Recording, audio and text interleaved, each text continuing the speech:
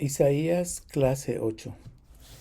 Ah, Hermanos, no estuve muy contento de cómo terminó la sesión la vez pasada y dije, voy a ponerles la última clase en un video para que así tengan la presentación final. Ok, so la parte final de Isaías va del capítulo 60 al capítulo 66 y se llama la proclamación de salvación a Sión. Ah, en el capítulo 59, 9 y el 10, el profeta se refiere al estado de tinieblas y oscuridad que atravesaba la comunidad judía.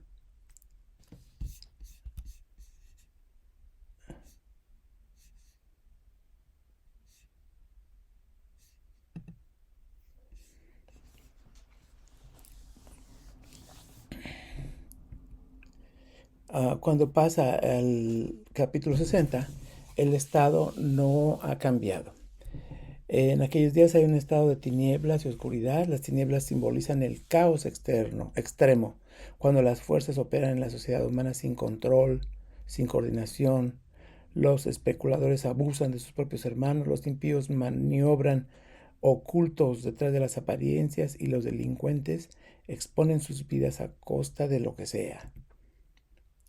Levántate, resplandece, porque ha llegado tu luz y la gloria de Jehová ha resplandecido sobre ti. Es que el profeta sí puede mirar a través del estado presente y ver el glorioso final. A pesar de un estado terrible, él puede ver un glorioso final. Levántate, resplandece. Sus palabras mismas han sido un haz de luz en las horas más negras de la historia subsecuente del pueblo de Israel, cuando todo hubiera parecido desmembrarse y disolverse en el caos. Levántate, resplandece, así como en la experiencia de la novena plaga de Egipto, cuando hubo densas tinieblas que hasta podían ser palpadas, dice la escritura, pero todos los hijos de Israel tenían luz en sus moradas. Así dice el profeta que sucederá en la era de gloria que se avecina a Israel. Y hace un paralelismo. Sobre Israel dice, la luz de Israel, lo opuesto del poder del caos, constituye el primer factor del orden. La síntesis de los principios espirituales que conducen a armonía en la creación y que de una manera maravillosa han venido a conformar un código, la palabra escrita de Dios, en luz, ¿no? Para las naciones, la luz es anunciada a Israel y ellos reflejan la luz en un resplandor, reflejan la gloria de Dios. Y eso será observado por las naciones, las cuales empezarán a andar al resplandor de este nuevo amanecer, dice el versículo 2 y 3. Repitiendo las palabras de Deuteronomio 49, el profeta expresa en el versículo 4 los primeros indicios de ese nuevo amanecer para el pueblo de Israel. Levántate, resplandece. Se predice una ola masiva de inmigración de los judíos que retornan a Sión. Los que regresan de Babilonia, regresan de diferentes lados. Este acontecimiento desesperadamente necesitado en las circunstancias por las cuales atravesaba la débil comunidad judía, porque están en la oscuridad, es el primer destello de luz. Regresan los deportados con dinero, con éxito, con materiales, a reconstruir, ¿verdad? Y entonces dice, lo verás y resplandecerás, tu corazón se estremecerá, dice el profeta. Junto con la ola de inmigración se prevé para Sión un retorno a la prosperidad. Las naciones del mundo ponen su mira en Israel en medio de un océano de tinieblas. En el verso 6 y 7 se describe el influjo comercial por la vía terrestre. Y en el verso 9 se describe la afluencia de flotas de barcos. Además de la edificación de los muros, expresada en el verso 10, esto es una señal de que el profeta escribe antes de la llegada de Nehemías a Judá, porque los muros de Jerusalén todavía están en ruinas, ¿no? Él no ve ya la restauración, ni ve el regreso a Sión, solamente lo predice. Y esto también nos lleva a pensar en la teoría del Deutero Isaías, porque establece que son varios los autores. Bueno, en este caso podemos ver que Isaías es el mismo, está todavía muchísimos años antes de que esto suceda, pero está prediciendo lo que va a suceder. Y su visión futura, los siguientes versículos 11 al 17, describen las riquezas de las naciones destinadas a convergir en Sión, a caer, a centrarse en Sión, ¿no? Ellas serán llevadas por los séquitos de sus mismos reyes, dice el versículo 11. Del 11 y el 16, ¿no? El versículo 13 muestra el esplendor del nuevo templo que en los días del profeta estaría en proceso de construcción. Este es el templo que se construye cuando Esdras y Nehemías. No es el templo de Salomón ya había sido destruido por Nabucodonosor. Entonces es el templo de Esdras y Nehemías, que también en el año 70 de nuestra era fue destruido, ¿verdad? Que por eso nada más queda la pared. Sión. El éxito de Sión ya no será más pasajero, sino constante, sin interrupción. En los versículos 19 y 20 dicen, dice, solo entonces Israel habrá cumplido el designio divino de ser el reloj de la historia, la obra maestra de Jehová, para manifestar su propia gloria. Gloria de Jehová, dice el versículo 21, obra maestra de Jehová. ¿Qué significan esas palabras para el creyente? Significan lo más alto y lo mejor que Dios tiene para sus hijos. Es mucho más que la gracia que nos salva. Es la vida más abundante, el gozo indecible, lleno de gloria. Jesús lo dice como bienaventurados sois, ¿no? La riqueza de la gloria en su herencia para los santos. Y aquí se refiere de manera apocalíptica a lo que Juan veía en la isla de Patmos, ¿no? Aquí ahora mismo nos espera la gloria que me diste les he dado. Dice, la gloria que me diste les he dado para que sean una cosa, como también nosotros somos una cosa, ¿no? Como decía Juan. La sociedad. Las Sagradas Escrituras no dicen nada sobre la lucha de clases, ni de leyes científicas que conduzcan por la vía de revolución social a una sociedad perfecta, pero sí enfatiza un glorioso futuro en la tierra donde morará la justicia. El Señor reinará sobre toda la nueva humanidad, redimida por la sangre del Cordero. Todos los moradores serán justos. La temida pobreza, violencia, las enfermedades y hasta la misma muerte serán destruidas. Y nos lleva a comparar Isaías con Apocalipsis 21 al final, ¿no? El capítulo 61 dice así, el Espíritu del Señor, Jehová, está sobre mí. ¿Quién no ha oído estas palabras, no? El profeta que antes se viera desprovisto de la capacidad para interceder, se vio de pronto investido del poder del Espíritu de Dios para encontrar el mensaje de liberación para Sión. Sus palabras en los primeros 2 versos fueron leídas por nuestro Señor Jesucristo en la sinagoga de Nazaret, para luego basar en ella su testimonio mesiánico. Las figuras literarias que describen el efecto o consecuencias del ministerio del profeta se convierten en hechos concretos en la persona y ministerio de Jesús. La voz. El profeta que antes se viera a sí mismo desprovisto de la capacidad para interceder por el pueblo, se vio de pronto investido del poder del Espíritu Santo para encarnar el mensaje de liberación. El Espíritu de Dios está sobre mí, dice, ¿no? Sus palabras en los versos 1 y 2 fueron leídas por nuestro Señor en la sinagoga para basar en ellas su testimonio y completamente su ministerio. La misión es sanar a los corazones heridos, a proclamar liberación a los cautivos y libertad a los prisioneros, a pregonar el año del favor del Señor y el día de la venganza de nuestro Dios, a consolar a todos los que están de duelo o luto y a confrontar a los dolientes de Sión. Me ha enviado a darles una corona en vez de cenizas, aceite de alegría en vez de luto, traje de fiesta en vez de espíritu de desaliento. Esa es la misión. La meta de su ministerio profético es hacer resurgir la vida en medio del duelo nacional. La ceniza, que es señal de duelo, va a ser reemplazada por una diadema de gloria. Va a haber aceite de regocijo, manto de alabanza. ¿En qué reside la garantía de estas buenas nuevas? La respuesta fue dada en el versículo 21. Se repite aquí en el verso 3. Serán efectivas porque han sido destinadas para manifestar la gloria de Dios.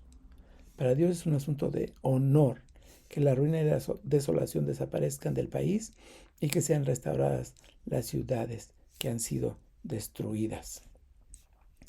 En los siguientes versos, del 5 al 9, y en el versículo 11, el profeta concibe la reunificación de toda la humanidad en un solo pueblo. Esto es muy importante para nosotros. Esta es una profecía apocalíptica. La reunificación de toda la humanidad en un solo pueblo. Es como que sería un solo líder, ¿no? En medio del cual Israel asumiría el sitio del sacerdocio. Un líder, y este líder tiene que ser judío.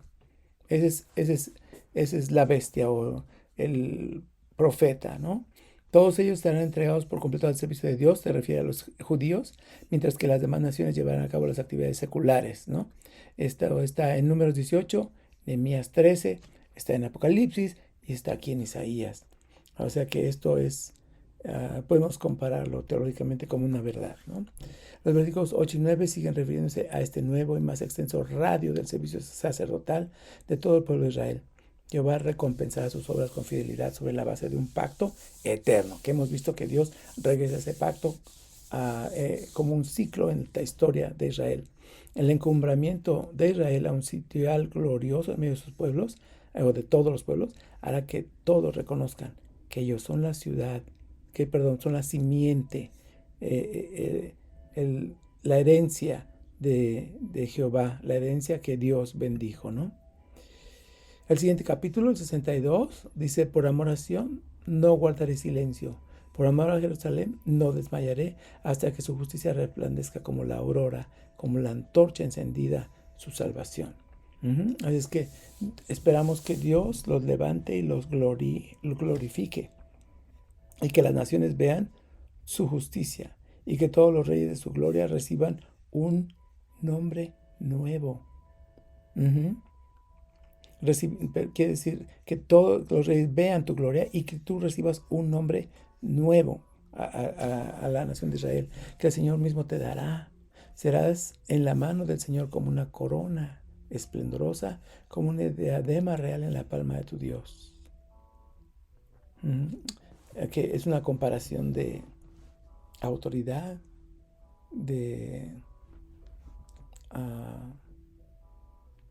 básicamente de que Dios los ha separado para ser líderes, para ser la luz. El profeta introduce un juego de conceptos basado en los nombres de mujeres en hebreo. Los nombres de mujeres son Azuba, que lo podemos ver en 1 Reyes 22, significa desamparada. Jefsiba, de Reyes 21, significa mi deleite y está en ella. Y posiblemente también Beulá, que significa desposada. A partir de estos nombres, el profeta describe los efectos transformadores de la salvación de Sión. En el verso 4, ya no te llamarán abandonada.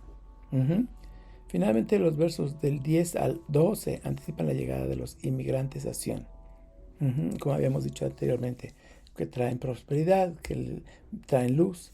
La repetición de los verbos pasar y allanar indican celeridad en los preparativos ante el cercano acontecimiento. Junto con los inmigrantes, el profeta ve venir a Sión, al Salvador, y exclama, he aquí tu Salvador viene. Y esta parte es a la vez una profecía de la entrada triunfal. Es increíble la interrelación que los diferentes libros de la Biblia tienen, tanto para el pasado, el principio del canon, como para el último, ¿no? ¿Quién es este que viene de Edom, desde Borsa, vestido de púrpura? ¿Quién es este de espléndido ropaje que avanza con fuerza arrolladora? Dice el capítulo 63. Yo soy el que habla con justicia, el que tiene poder para salvar. ¿Por qué están rojos tus vestidos como los del que pisa las uvas en el lagar? el año de la buena voluntad de Jehová y el día de la venganza de nuestro Dios. El tercero está en 62:11 y dice, he aquí, su recompensa viene con él. Delante de él su obra. A partir de este mensaje profético es imposible concebir la intervención de Dios en la historia humana sin considerar los dos aspectos de su obra. Uno, el juicio divino, llamado venganza o recompensa. Y dos, la redención de su pueblo, presentada en términos de la analogía de liberación del año de jubileo como expresión de la buena voluntad de Jehová. ¿Sí? Un absoluto contraste, ¿no? Juicio y redención. Y aquí viene, ¿no? Sigue en el capítulo 63, dice, en mi enojo pisoteé los pueblos y los embriagué con la copa de mi ira, hice correr su sangre sobre la tierra. Se ha comentado que los versos del 1 al 6 se refieren exclusivamente a la victoria divina sobre el pueblo de Edom. Esto no es así. La referencia es a los pueblos enemigos en general, no solo a Edom. El personaje descrito hace su entrada triunfal en Jerusalén, donde en 62, 6 y 7 se dice que han sido puestos guardias para velar en oración. Son guardias, diferente tipo de guardias. Ellos velan en oración, sin descanso, para lograr que Jehová recuerde.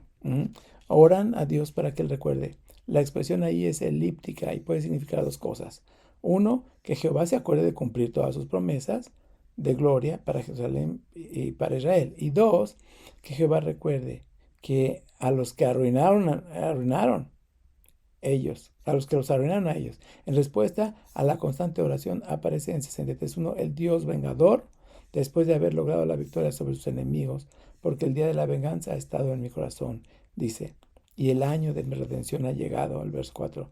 La redención de Sión viene juntamente con la venganza de Dios y contra sus enemigos, y es resultado de la oración de los guardias de oración que están puestos, ¿no?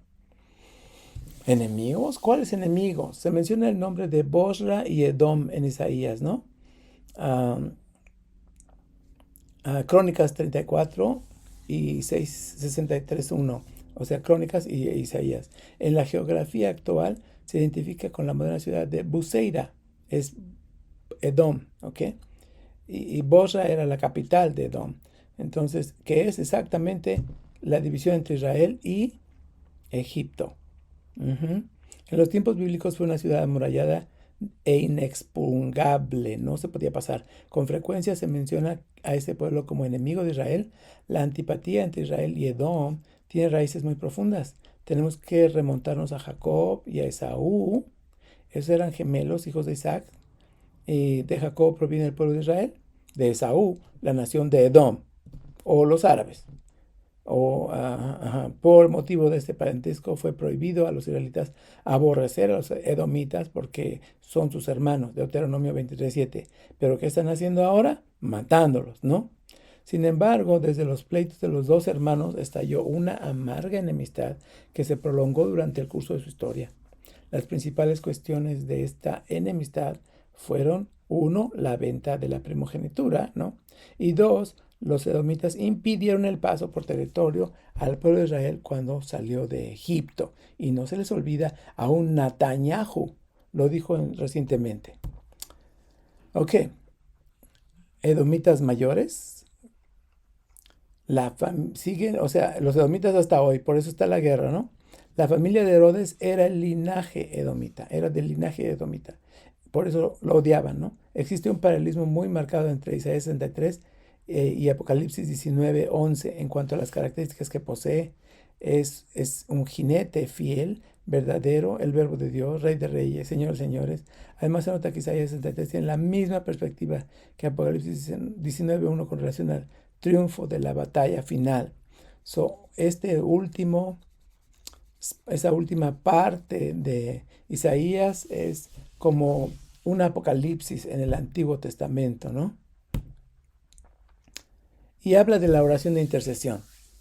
La oración de intercesión es la que se hace a favor de otros. El profeta ora por el pueblo de Israel. Hay por lo menos 4 elementos en la oración de intercesión. 1, el reconocimiento de la gracia de Dios, ¿no? 2, una acción de gracias por las bendiciones recibidas. 3, una súplica. porque la misericordia de Dios sea generosa. Y 4, una confesión de pecados, ¿no? El profeta ora a favor de su pueblo, en el verso 5, ¿no? Y de 7 al 12, de 7 hasta 64, 12, dice, consta de 2 partes. Uno, la primera parte tiene las características de un salmo que recuerda con nostalgia la historia pasada del pueblo de Israel y la intervención milagrosa de Dios para librarlo de sus opresores. Y la segunda parte es la intercesión del profeta a favor de su pueblo en la condición súper lamentable en la que está. El profeta invoca a Dios para que mire desde la morada de su santidad y de su gloria a un pueblo en el cual no se manifiestan ni su celo, ni su poderío, ni su compasión, ni la conmoción de su corazón. No se manifiesta nada, ¿no? El profeta apela entonces al carácter paternal de Dios. Tú eres nuestro Padre, Padre Dios, ¿no? Pero tú eres nuestro Padre. Desde la eternidad, tu nombre es Redentor nuestro. Apela a Dios de una manera cercana. Y el verso 18 tiene una traducción diferente, ¿no? La Reina Valera es muy cercana y estoy hablando del texto masorético y dice, ¿por qué hollaron los impíos tu lugar santo? Es paralelo a lo que dice la Reina Valera, donde dice, nuestros adversarios han pisoteado tu santuario. Es decir, que la traducción directa debería ser una pregunta, ¿no? Pero está escrito como una afirmación en la Reina Valera. ¿Cómo pudo Dios permitir en silencio lo que ocurrió con Jerusalén y el templo? En el verso 19 expresa el asombro ante la pasividad de Dios, el asombro de Isaías ante la pasividad de Dios, oculto en su santa morada, como si su silencio negara que alguna vez fue real, algún pacto de amor entre Jehová y una familia del planeta, ¿no? Un pacto entre Dios e Israel. Por eso el profeta expresa en el capítulo 64 su profundo anhelo de que por fin Dios desgarrara los cielos que impiden que sea visto, ¿no? Dice, arranca los cielos y déjate ver para que sepan quién eres, ¿no? Que sea visto por los seres humanos y que se hiciera visible descendiendo. Entonces tu manifestación visual sería tan imponente y conmocionaría el cosmos, haciendo cosas que jamás se han visto a favor de los que esperan en él. Pero por supuesto Dios no va a hacer todo lo que Isaías dice. Y en el capítulo 64, que es donde dice, ojalá rasga los cielos, volvemos a ver, ¿no? Cómo Isaías expresa su profundo anhelo de que por fin Dios se muestre, no se manifieste, y termina confundido diciendo, con todo lo ocurrido, ¿vas a contenerte, oh Jehová? ¿Vas a callar y afligirnos sin medida? Y parece que Dios no le contesta, no dice nada, no dice nada. Es que ¿cómo puedes atreverte, Isaías, a desafiar a Dios de esa manera? Dios es todopoderoso y tiene toda autoridad. Entonces, queda así, confundido solamente. Pero en el capítulo 65, Dios contesta. Dios contesta y dice, me di a conocer a los que no preguntaban por mí. Eso fue lo que hice. Dejé que me hallaran los que no me buscaban. A una nación que no me invocaba mi nombre le dije, hey, aquí estoy. Todo el día extendí mis manos hacia un pueblo rebelde que va por mal camino, siguiendo sus propias ideas, un pueblo que en mi propia cara constantemente me provoca, que ofrece sacrificio en los jardines y que quema incienso en los altares, que se sienta entre los sepulcros y pasa la noche en vigilias secretas, que come carne de cerdo y de sus ollas cocina caldo impuro. Todo esto me fastidia como humo en la nariz, dice Dios. Ese párrafo es copiado del capítulo 65. Aquí Dios muestra tener que revelarse a otros pueblos, porque el pueblo de Israel no lo ve, ¿no? Ante el rechazo de Israel, a la vez que muestra los esfuerzos del profeta por hacer volver a los samaritanos al redil. Por supuesto que los samaritanos están llenos de toda costumbre mala, están llenos de toda religión extraña,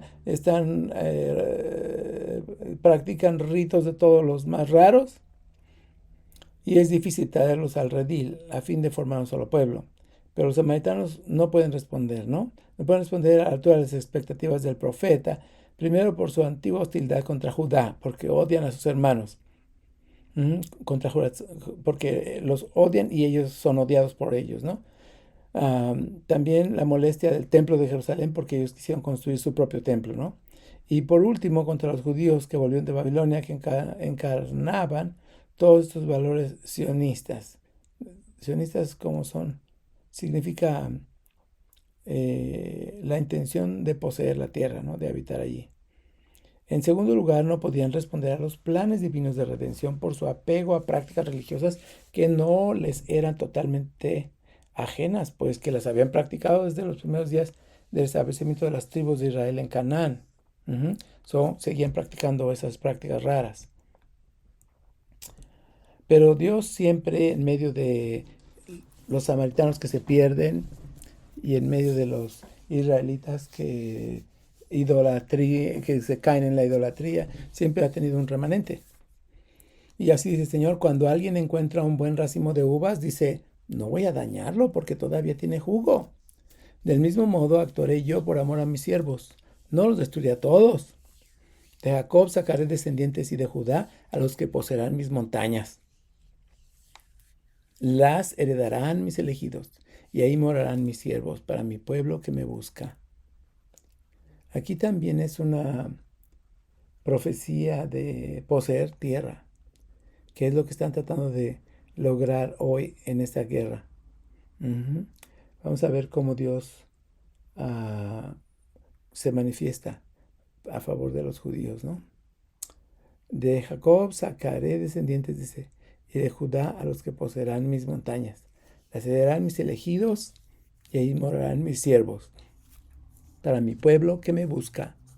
Sarón será redil de ovejas, el valle de Acor, corral de vacas. Es decir, prosperidad, ¿no? Mis siervos comerán, pero vosotros pasaréis hambre, dice también el mismo capítulo. Mis siervos beberán, pero vosotros sufriréis sed. Mis siervos se alegrarán, pero vosotros seréis avergonzados. Mis siervos cantarán con alegría de corazón, pero vosotros clamaréis con corazón angustiado. Gemiréis con espíritu quebrantado. Mis escogidos heredarán vuestro nombre como una maldición. El Señor omnipotente os dará muerte, pero a sus siervos les dará un nombre diferente. Cualquiera que en el país invoque una bendición, lo hará por el Dios de la verdad.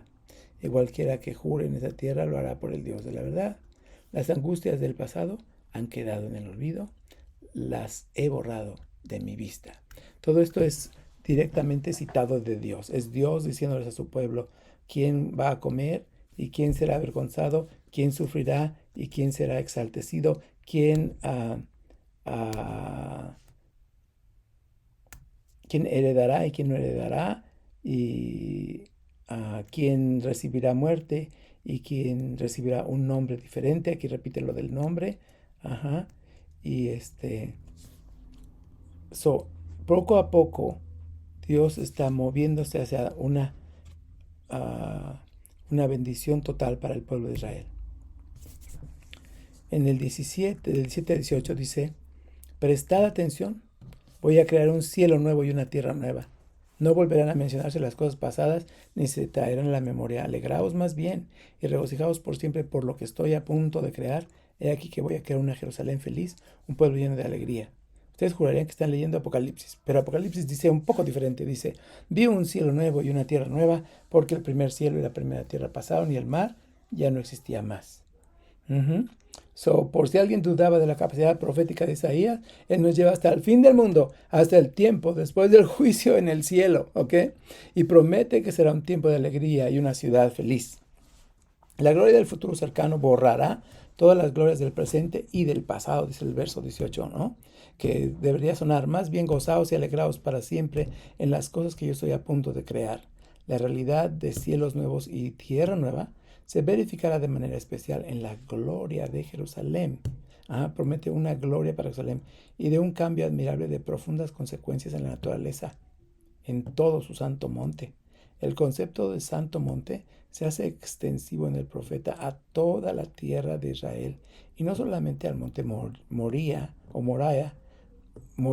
creo que decimos Moría, o al monte de Sión, El versículo 25 es casi una cita literal de la profecía en 11:6, cuando dice, morará el lobo con el cordero y el leopardo con el cabrito. Entonces se repite la misma profecía del capítulo 11, se repite aquí en el capítulo 65, en el verso 25, acerca del fin de los tiempos, ¿no? Y de como un milenio de paz. Capítulo 66 y final, también apocalíptico. Así dice el Señor, el cielo es mi trono y la tierra el estrado de mis pies. ¿Qué casa me podéis construir? ¿Qué morada me podéis ofrecer? Este capítulo tiene tanto juicios como promesas de prosperidad. Parece que da promesas al remanente y nos lleva nuevamente al Apocalipsis. Ajá. Oí el número de los que fueron sellados. 144,000 sellados de todas las tribus de los hijos de Israel. Presenta el remanente de Israel, ¿no? Establece que hay un grupo que se rebela contra Dios, pero hay un grupo que le busca de corazón. Dios da una promesa de destrucción a los que odian a Israel, ¿no? Escuchad la palabra del Señor, vosotros que tembláis ante su palabra, dice, así dicen vuestros hermanos que os odian y os excluyen por causa de mi nombre, que el Señor sea glorificado, para que veamos vuestra alegría. Pero ellos serán los avergonzados. Antes que estuviese de parto, dio a luz. ¿Observan eso? Antes que estuviese de parto, dio a luz. Antes que viniesen dolores, dio a luz un hijo. Ajá. ¿Quién oyó cosa semejante? ¿Quién vio tal cosa? ¿Concebirá la tierra en un día? ¿Nacerá una nación de una vez? Pues en cuanto Sión estuvo de parto, dio a luz a sus hijos. ¿Yo qué hago dar a luz? ¿No haré nacer? Dijo Jehová. ¿Yo qué hago engendrar? ¿Impediré el nacimiento? Dice tu Dios. Alegraos con Jerusalén y gozaos con ella. Todos los que la amáis, llenaos con ella de gozo. Todos los que os enlutáis por ella, para que maméis y os saciéis de los pechos de sus consolaciones, para que bebáis y os deleitéis con el resplandor de su gloria. Es una forma poética de hablar de prosperidad, una forma poética de hablar de antes de que pasen las cosas, yo ya estoy listo, yo ya hice que sucedieran antes de que pasen, ¿no? Así dice Jehová, aquí que yo extiendo sobre ella paz como un río. Ajá. Y la gloria de las naciones como torrentes que se desborda, dice. Esta profecía se reitera en la historia una y otra vez. Por el trasfondo apocalíptico de los dos capítulos anteriores, no sería equivocado decir que es una profecía para el fin de los tiempos. O para los días de hoy, tristemente, que quisiéramos que Palestina fuera liberada, pero parece que Dios ha quitado los estorbos para que Israel haga lo que quiere hacer. Así que, aunque nos suene muy duro, es una profecía para hoy. También dice, y se enojará contra sus enemigos, porque aquí Jehová vendrá con fuego, y sus carros como torbellino, para descargar su ira con furor y su reprensión con llama de fuego, porque Jehová juzgará con fuego, y con su espada todo hombre, y los muertos de Jehová serán multiplicados. Es muy triste oírlo así, por lo que estamos viviendo hoy, pero es el pueblo de Dios y será el pueblo de Dios. Y Dios, en lo que nosotros no entendemos, Dios cumple un propósito que nosotros no podemos ver, pero Dios es Dios. Y Él sabe lo que hace y lo que permite, ¿verdad? Para terminar, porque como los cielos nuevos y la nueva tierra que yo hago permanecerán delante de mí, dice Jehová, así permanecerá vuestra descendencia y vuestro nombre. Y de mes en mes y de día en día, de día de reposo en día de reposo, vendrán todos a adorar delante de mí, dice Jehová. Y saldrán y verán los cadáveres de los hombres que se rebelaron contra mí, porque su gusano nunca morirá, ni su fuego se apagará, y serán abominables a todo hombre. Dios es soberano y fiel a su pacto. Él ha recordado su pacto muchas veces y levantado a Israel después de haberlo castigado. Parece que en nuestros días Israel fue castigado y ahora Él se levanta a hacer justicia por su propia mano. No podemos saber si en esta guerra Dios está castigando a los palestinos y sosteniendo a Israel, pero sí sabemos que ha sido un ataque despiadado de su mano incansable. También sabemos que Dios no está ciego y es misericordioso, pero que Dios sigue la historia y por ahora Israel parece tener el apoyo de las potencias mundiales a pesar de los crímenes que ha hecho. Y esto no puede suceder si Dios no interviene y tuerce el corazón de los líderes nacionales. Que Dios nos guarde, hermanos. Que el Señor les bendiga y gracias por la oportunidad de servirles y compartir un poco del conocimiento bíblico que el Señor nos revela, ¿verdad? Que Dios me los guarde y gracias por todo. Muchas, muchas, muchas bendiciones. Amén.